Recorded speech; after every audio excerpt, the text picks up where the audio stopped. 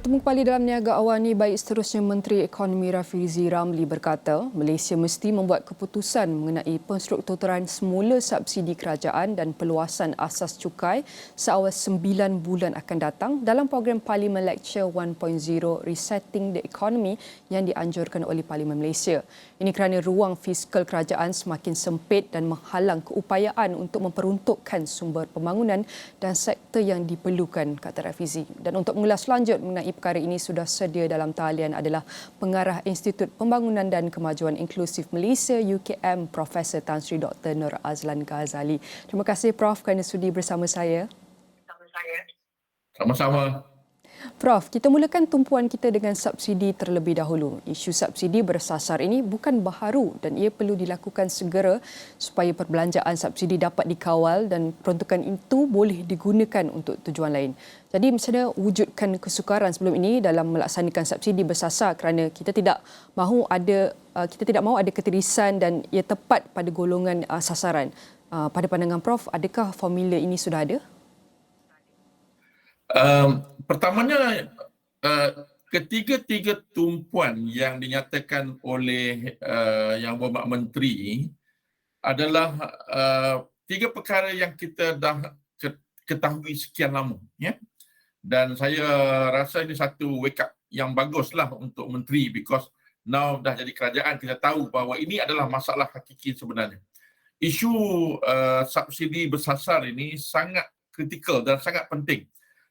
Sebenarnya pernah ada model telah dicadangkan kepada kerajaan. Saya ingat saya sendiri yang pernah bentangkan dalam konsultansi bajet pada tahun 2019, saya ingat saya. Namun demikian, sebenarnya lebih kepada kesediaan kerajaan. Adakah kerajaan bersedia untuk melaksanakan subsidi secara bersasar ini secara menyeluruh? Itu perkara yang penting sebenarnya. Modelnya bagi saya tidak begitu susah, tetapi kesediaan kerajaan itu yang sangat penting dalam konteks ini. Jadi Prof, adakah dengan subsidi bersasar ini akan menyumbang kepada kadar inflasi lebih tinggi atau dasar lain termasuk dasar moneteri sudah cukup yang mengekang kenaikan kadar inflasi ini, Prof? Kadar inflasi di Malaysia dia bukan datang daripada permintaan, dia datang daripada faktor penawaran, peningkatan kos input-input, terutamanya input-input makanan dan sebagainya. Jadi saya tak nampak isu dalam konteks inflasi. Cumanya yang menjadi perkara pokok ialah kita nak memastikan dengan struktur subsidi bersasar, kedudukan fiskal kita akan lebih mampan. Kalau kita tengoklah umpamanya yang terkini, kita semua sedia maklum, anggaran jumlah subsidi secara total lebih kurang mencecah hampir 80 bilion. Jadi ini dah hampir menyamai jumlah emolumen yang dibayar kepada kaki tangan awam. Jadi adakah kita bersedia nak belanja sebanyak ini 80 bilion ini tiap-tiap tahun? Dan jelas sekali sistem subsidi yang blanket, maksudnya tidak tahu siapa, dia menyeluruh semua orang. Kalau semua orang akan dapat subsidi ini satu yang sangat tidak betul. Jadi bagi saya penting untuk kita segera, perkara ini dah disebut, bukan baru ni lah, perkara ini kalau saya ingatlah 2009 pun kita dah bincang. Jadi that's why saya melihat kepada kesediaan kerajaan untuk benar-benar melaksanakannya. Of course, bila kita melaksanakannya, ada pihak-pihak yang akan terkesan, ada impak ke atas ekonomi, we cannot deny that. Jadi kita juga perlu memahami apakah kesan-kesan yang mungkin berlaku dalam tempoh yang terdekat. Jadi perkara ini memerlukan satu pemahaman yang menyeluruh dan pelaksanaannya juga memerlukan penerangan yang jelas kepada rakyat bagaimanakah sistem ini akan dapat dilaksanakan sebelum ini. So, seperti yang Prof kata, ini juga bergantung kepada ketersediaan kerajaan melaksanakan subsidi bersasar secara menyeluruh dan memerlukan pemahaman rakyat. Jadi, Prof boleh jelaskan apakah antara kesan-kesan yang akan kita terima atau rasai dalam masa terdekat ini? Well, because sekarang ni kita nak berganjak daripada subsidi yang blanket, menyeluruh. Berarti semua orang dapat. Ya? Jadi bila mana kita memberi tumpuan kepada kumpulan sasar yang benar-benar memerlukan, berarti ada sektor-sektor sebelum ni yang mungkin dapat, sekarang tak dapat. Jadi berarti mereka akan merasa bahawa kos ataupun harga itu mungkin akan lebih tinggi daripada biasa. Kalau kita ambil contoh lah, kalau kita ambil contoh subsidi petrol pun cukup umpamanya. Subsidi petrol ini kalau kita lihat betul-betul ya, kalaulah kita anggap harga sekarang dalam sekitar harga pasaran RM4.70, setiap kali kita mengisi minyak pada RM2.05, berarti kerajaan bayar RM2.65. Jadi berarti bagaimanakah ini akan kemudiannya dirasai oleh pengguna dan kemudiannya bagaimana dia filter down kepada aspek-aspek lain dalam kehidupan. Kos pengangkutan untuk kita bekerja, kos kepada peniaga-peniaga dan sebagainya. Jadi berarti dia tidak semudah itu, tetapi kita perlu mengenal pasti apakah impak-impak yang akan berlaku dan tindakan-tindakan yang akan dibuat oleh kerajaan bagi mengurangkan kesan negatif ini. Tetapi saya yakin, seperti YB Rafizi cakap lah, kalau kita nak menurunkan berat badan, dia kata dalam tempoh yang peringkat awal, kita mungkin terasa agak janggal, tetapi after some time, kita adjust to that. Kita akan menyusun semula rangka perbelanjaan kita, tingkah laku akan berubah. Jadi berarti dengan cara ini dia akan gradual. Jadi kita kena bagi satu tempoh masa dan jangan kita cepat kecewa ataupun terasa bahawa nak undur balik. Ini yang berlaku semasa kes GST dulu. Kita cepat sangat membuat tindakan hingga kan akhirnya hari ini sekali lagi YB Rafizi pun menyatakan bahawa perkara kedua yang dia terpaksa tangani adalah kekangan di dalam hasil kerajaan. Jadi berarti again kita kena mempunyai sasaran yang jelas, tindakan yang jelas dan juga mempunyai masa yang cukup untuk mendapat manfaat sepenuhnya daripada perubahan-perubahan ini.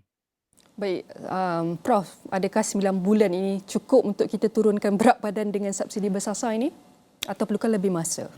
Dia mesti ada jadual. Sebab tu bila perkara ini semua pun dah tahu. Jadi that's why bagi saya perlu ada sasaran, perlu ada jadualnya, perlu ada tindakannya dan pemantauannya. Jadi berarti kerajaan mesti menyediakan perkara ini. Jadi kalau tak capai dalam 9 bulan pun, setidak-tidaknya sepatutnya kalau orang yang buat diet lah, macam tengok YB Rafizi, kalau dalam 3 bulan kalau disiplin buat tak nampak lagi pengurangan di dalam berat badan tu.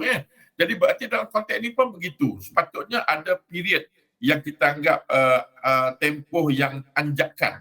Kalau 9 bulan, kalau bermula dengan cepat, pastinya boleh berlaku. Tetapi kalau kita tangguh, I think bertukar 3-4 kali menteri pun kita akan dengar benda yang sama. Itu yang ahli-ahli ekonomi dah agak gusar sama ada benar atau tidak kerajaan nak melaksanakan perkara ini. Sebab saya ingat Tun Musa pun bercakap benda yang sama juga. Dia kata penerangan dan juga huraian tu dah habis tempoh kajian. Kita nak tengok action sekarang ni. Jadi hopefully di dalam bajet yang akan datang ni akan ada pengumuman yang lebih jelas. Apakah bentuk sistem bantuan subsidi, apakah langkah-langkah kerajaan untuk meningkatkan hasil kerajaan dan juga dalam konteks penstrukturan ekonomi hakiki itu, apa yang nak dibuat. Jadi 3 perkara itu cantik, benar, tetapi saya harap dia datang dengan penjelasan yang lebih tentang tindakan-tindakan dan sasaran yang akan dicapai. Betul, seperti yang Prof kata, kita perlu ada jadual tindakan dan pemantauan dalam melaksanakan perkara-perkara yang agak kritikal untuk kepentingan negara. Jadi Prof, kita tidak ada pilihan selain meluaskan asas pendapatan kerajaan dan asas percukaian kita. Ramai pakar melihat GST pada kadar munasabah harus diperkenalkan. Menteri Ekonomi menyebut dalam setahun 2 akan ada penstrukturan. Adakah ini cukai yang sesuai? Jika ya, bila waktu sesuai dan berapa angka yang sesuai? Kalau ditanya saya nak nyatakan kita kecewa sebenarnya. Kita telah perkenalkan GST pada 2015, 3 tahun dah beroperasi dan semakin stabilize, tetapi malang kerana perkara ini menjadi satu tebusan politik, ekonomik punya political punya debate hingga kan asas ekonominya hilang dan kita hapuskan GST itu. Jadi kita tak dapat mengelak. Sebenarnya daripada mula lagi, bila mana GST diperkenalkan, inilah asasnya. kerana pungutan cukai kita asasnya sangat rendah. YB Refinery sebut, kita tinggi sikit saja pada Laos. Takkan kita nak jadi macam negara seperti Laos, lebih kurang 11.2% of the KDNK itu dikutip sebagai cukai.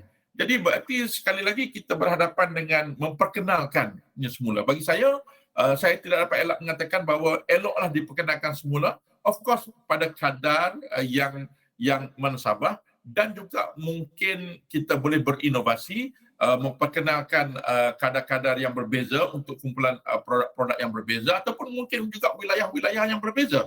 Tetapi perlu diperkenalkan. Kita tak boleh, saya tengok Timbalan Menteri Keuangan Datuk Ahmad Maslan pada penghujung tahun, dia sebut apa? Ada 30% nilai ekonomi gelap, 30% daripada KDNK negara, dan hanya sekitar 3 juta orang membayar cukai, dan 400,000 saja syarikat yang membayar cukai. Jadi asas percukaian kita tidak setanding dengan saiz ekonomi negara kita. Jadi kerajaan tapi kena terangkan, kali ini tolonglah terangkan kepada rakyat kepentingan dan mengapa cukai itu harus diperkenalkan, dan kita sama-samalah rakyat, industri dan semua sekali bersama untuk membina negara. Jadi janganlah harap tidak adalah yang akan mempolitikkan isu ini lagi, kerana sumber pungutan cukai adalah sumber yang that's basically almost the only, lebih kurang 70% adalah datang daripada cukai. Jadi kalau tanpa pungutan cukai asas yang lebih luas, tak boleh. Kalau setakat nak cukai gula, nak cukai minuman cola, minum apa semua itu tak cukup, itu kecil sangat.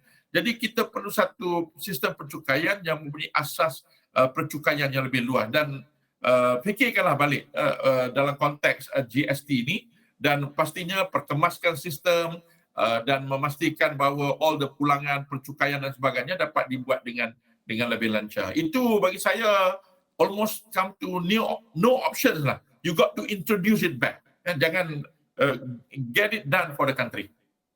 Okey, seperti yang Prof kata, kita perlu memperkenalkan asas cukai yang lebih luas kerana 70% daripada pendapatan adalah daripada cukai. Tapi sebelum ni kita pernah laksanakan GST, Prof. Tapi lepas tu kita hentikan. Boleh Prof jelaskan apakah penyebab ataupun GST ini diberhentikan ketika itu? Simple saja. Pada ketika itu keperluannya jelas. Telah diberi penerangan, tetapi malangnya subjek itu menjadi apa saya katakan sebagai tebusan politik. Pada masa itu dibincangkan secara begitu. Rakyat difahamkan bahawa GST ini membebankan, menyusahkan rakyat dan tidak adil dan sebagainya. Jadi akhirnya dia menjadi tawaran. Minta maaf saya, ini menjadi tawaran semasa PRU yang ke-14 dulu 2018 bahawa GST akan dihapuskan. Dan kemudian ianya dihapuskan, dan again lah, maksudnya kita terpaksa come back untuk memperkenalkannya semula, have to go back to the parliament dan diperkenalkan semula. Dan bagi saya there's some a good lesson. GST pada tahun 2017 telah membawa lebih kurang dalam 44 bilion, itu jumlah yang besar tu kalau dalam konteks hasil kerajaan.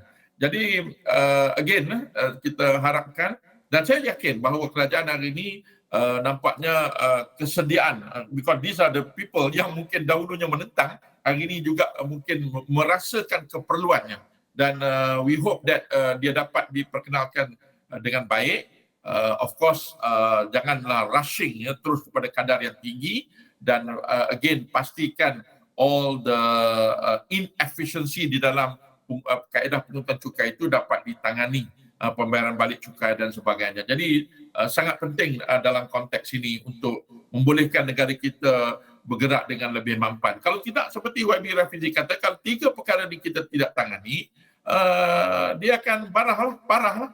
Maksudnya macam obesity, dia kata dalam syarahan dia, obesity itu kalau tak ditangani, dia akan boleh bawa penyakit macam-macam lagi yang mungkin akan menyusahkan kita di masa akan datang. Jadi perkara ini adalah untuk negara kita. Jadi kita, kerajaan, rakyat dan industri has to come together untuk membolehkan ianya dilaksanakan. Baik Prof, pembentangan bajet 2023 akan dibentangkan sekali lagi oleh Kerajaan Perpaduan. Jadi bagaimana kita nak pastikan struktur semula subsidi ini dan meluaskan asas cukai ini dapat diterjemahkan secara berkesan dalam bajet 2023 pada kali ini? Ya, jadi dalam 2023 ni, of course, perkara ini akan menjadi tumpuan. Kita nak melihat, kalau nak tingkatkan pungutan cukai, bererti tingkatkan hasil kerajaan, mesti ada pungutan cukai yang lebih baik. Jadi dalam masa yang sama, ekonomi tidak dijangka begitu baik pada tahun 2023. Jadi again, tumpuan harus ditumpu kepada asas cukai. Tetapi dalam masa yang sama, lembaga hasil dalam negeri seperti yang disebut oleh Timbalan Menteri Datuk Seri Ahmad Maslan mengatakan dia have to be more creative. Bagaimana kita nak dapat mengesan ekonomi gelap ini, yang dikatakan so-called underground ataupun ekonomi yang lari daripada percukaian. Nilainya besar ni lah, 30% daripada kepada KDNK, nilainya besar. Jadi perkara ini juga, that's why elemen-elemen formalization of business, pendaftaran syarikat, perekonomian syarikat juga harus digerakkan bersama. Dan saya percaya di samping cukai dan juga subsidi, kerajaan juga harus memastikan bahawa perbelanjaan kerajaan. Sebenarnya ada lagi komponen perbelanjaan bekalan dan sebagainya, dan dilaksanakan dengan secekap yang boleh. Tidak ada pembaziran.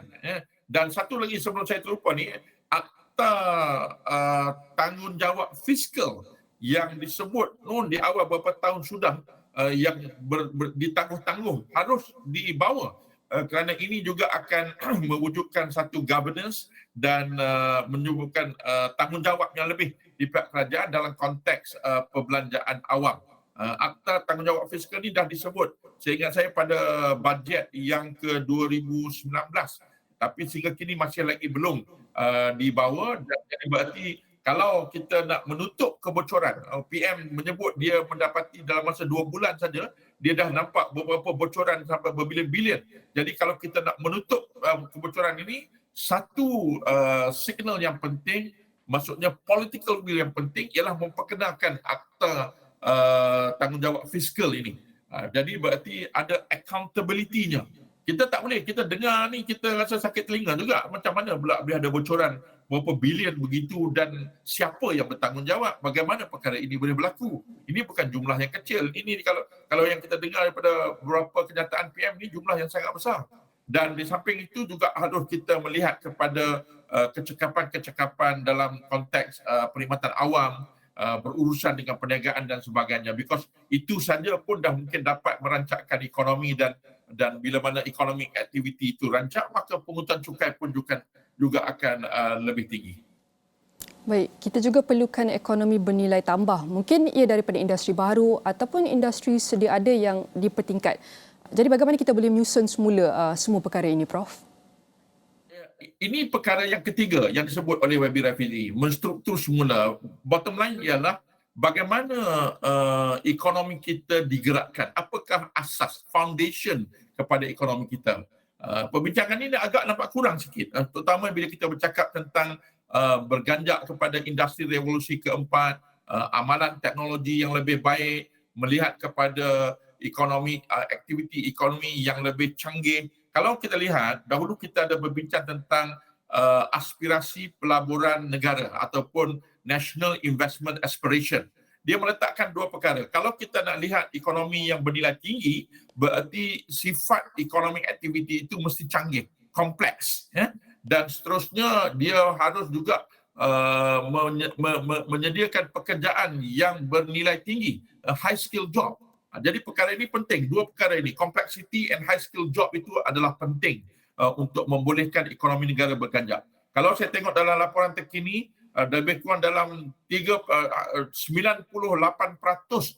mungkin hampir itu jumlah syarikat di Malaysia yang berdaftar adalah industri kecil dan sederhana. Dan 70%, maybe 78% yang saya tengok yang terkini itu adalah mikro. Jadi bagaimana kita nak menganjakkan asas-asas ekonomi aktiviti ini? Ini satu lagi dimensi yang perlu juga satu kerangka yang jelas untuk membolehkan kita menyaksikan asas ekonomi kita itu akan lebih kompleks. Jadi dia bagi saya bukan persoalan sektor mana. pertanian, pelombongan, pembinaan, pembuatan dan sebagainya, semuanya perlu mengadaptasikan teknologi-teknologi terkini. Jadi, it's not about selecting sektor mana. Bukan persoalan nak buat aerospace, nak buat medical device dan sebagainya. It's all economic activities itu mesti disandarkan kepada amalan teknologi yang terkini yang menghasilkan nilai yang lebih tinggi. Jadi ini asas yang sangat penting dalam ekonomi negara kita untuk menangani isu ataupun cabaran ketiga yang disebut oleh YB Rafizi itu. Baik, berbakikan seminit lagi, Prof boleh kongsikan apakah harapan Prof bergerak ke hadapan dalam memastikan apa itu keperluan untuk struktur semula subsidi bersasar, termasuk juga dengan memperluaskan asas cukai dalam memenuhi keperluan transformasi ekonomi untuk masa akan datang. Kita dah dengar tiga perkara ini, saya ingat saya paling tidak saya dah dengar 2 kali daripada YB Rafizi. Ya?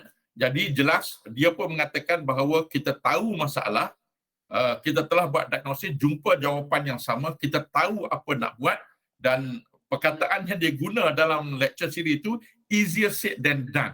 Jadi isunya adalah pelaksanaan.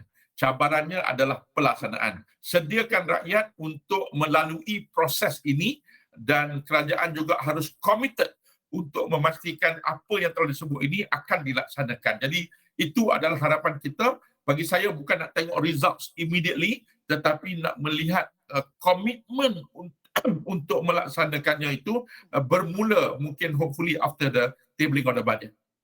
Baik, saya ucapkan terima kasih atas perkongsian Prof yang agak bagus untuk kita fahami ketika ini. Sekali lagi saya ucapkan terima kasih kepada Profesor Tan Sri Dr. Nur Azlan Ghazali, merupakan pengarah Institut Pembangunan dan Kemajuan Inklusif Malaysia UKM. Dan sekian sahaja Niaga Awani pada kali ini. Saya Nina Rozman, salam hormat.